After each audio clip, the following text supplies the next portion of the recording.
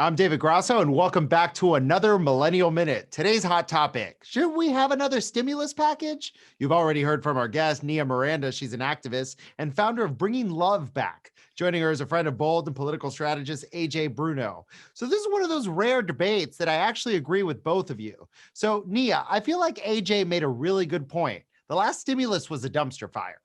Airlines got bailed out and they ended up, laying everyone off anyway.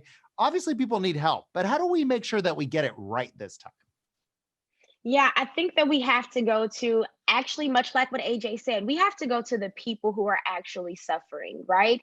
Some of the people who are at the top part of our income that comes into America were able to benefit a lot more than some of the people who really needed it.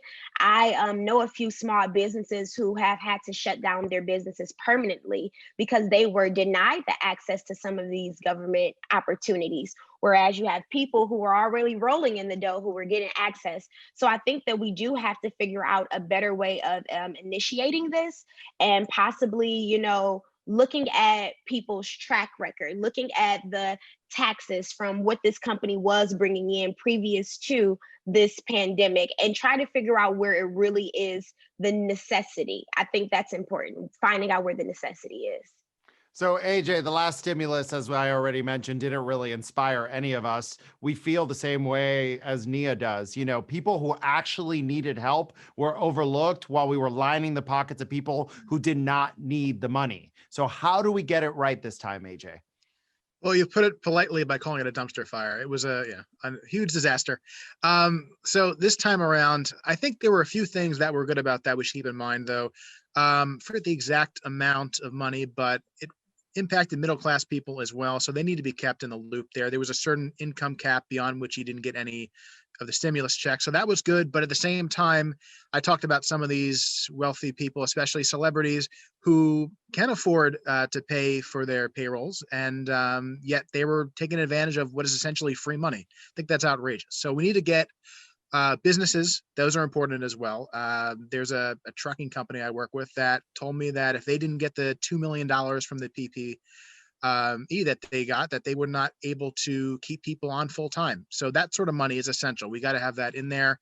But yeah, you mentioned the airlines, and that was a complete disaster. I mean, obviously people, at least in their right mind, aren't flying the way they used to, but you're taking the money and you're not keeping your employees employed. That's the whole point. So both of these sides have to get together and do something well, which I'm very skeptical whether they'll be able to or willing to do that. So Nia, this will require both parties working together, which obviously has been a major problem recently in American politics. Do you think that Democrats should agree to some deal instead of no deal, even if it's not big enough for their taste?